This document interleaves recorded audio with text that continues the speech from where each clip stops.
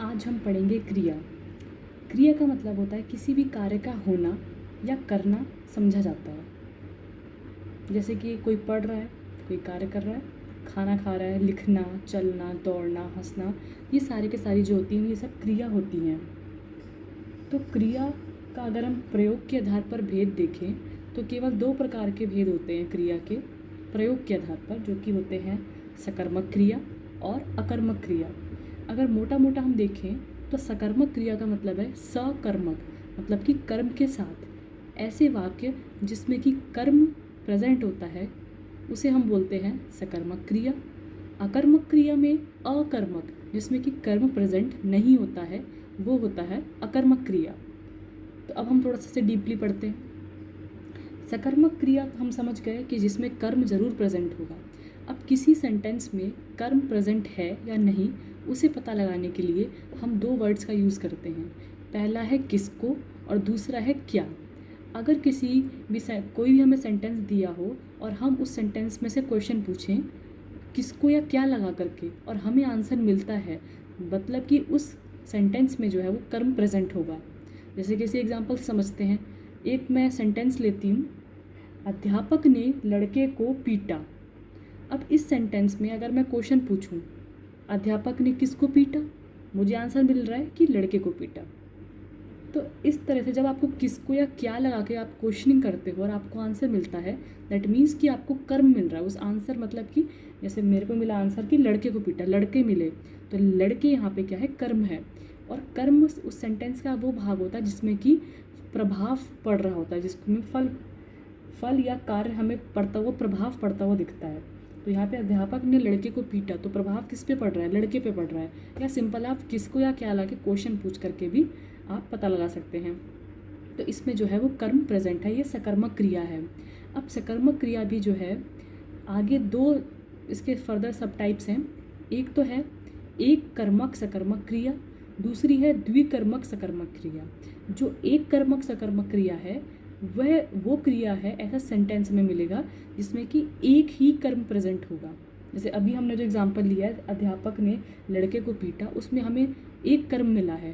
तो इस तरह के एग्जांपल हमारे हो जाएंगे एक कर्मक सकर्मक क्रिया।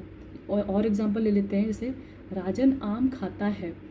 तो अगर मैं क्वेश्चन पूछूँ राजन क्या खाता है, मुझे आंसर मिल रहा है कि आम खाता है।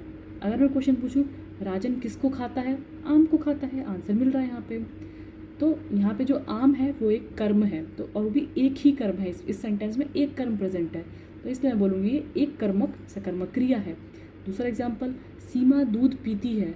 सीमा क्या पीती है, दूध पीता है, दूध पीती है। सीमा किसको पीती है, दूध को पीती है। तो यहाँ पे दूध जो है वो कर्म हो जाएगा और एक ही कर्म है, इसलिए एक कर्मक सकर्मक। अब दूसरा सेंटेंस लेते हैं, द्विकर्मक सकर्मक में आते हैं। द्विकर्मक, द्वि मतलब दो, ऐसा सेंटेंस जिसमें कि दो कर्म प्रेजेंट होंगे उसे हम बोलेंगे द्विकर्मक सकर्मक क्रिया। अब एग्जाम्पल से ही ले लेते हैं, सोहन ने गुरु जी को प्रणाम किया। अब मैं क्वेश्चन पूछूं सोहन ने क्या किया, मुझे आंसर मिला कि प्रणाम किया, कर्म हो गया। सोहन ने किसको प्रणाम किया, मुझे आंसर मिला गुरु जी को किया प्रणाम। तो यहाँ पे गुरुजी और प्रणाम दोनों ही क्या है, कर्म है। तो यह सेंटेंस सोहन ने गुरुजी को प्रणाम किया, इस सेंटेंस में हमारे पास दो कर्म जो हैं वो प्रेजेंट हैं, तो ये हो जाएगा हमारा द्विकर्मक सकर्मक क्रिया। ऐसे ही एक और एग्जांपल लेते हैं, श्याम अपने भाई के साथ टीवी देख रहा है। यहाँ पर मैं क्वेश्चन पूछती हूँ श्याम क्या देख रहा है, आंसर है टीवी, कर्म हो गया।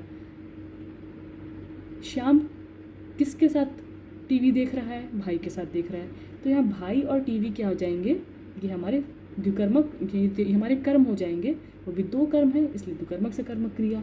और एग्जांपल देखते हैं, राहुल ने गौरव को चाय पिलाई। राहुल ने किसको चाय पिलाई, गौरव को पिलाई। राहुल ने गौरव को क्या पिलाई, चाय पिलाई।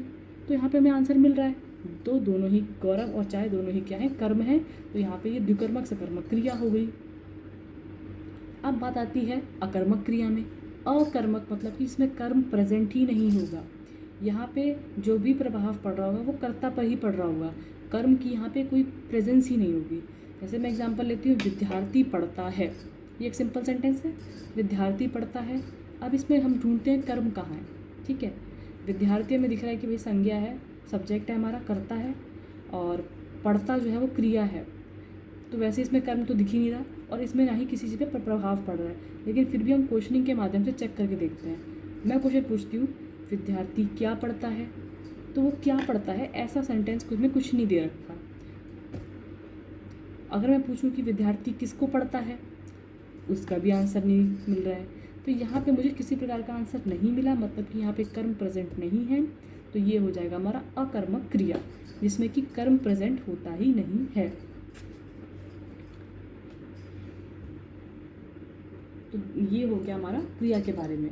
अकर्मक क्रिया जिसमें कि कर्म प्रेजेंट होगा, वो भी दो टाइप की है। अगर एक कर्म होगा एकर्मक सकर्मक, दो कर्म होंगे द्विकर्मक सकर्मक। अगर कर्म होगा ही नहीं तो वो अकर्मक क्रिया हो जाएंगी। बस ये था हमारा क्रिया के बारे में।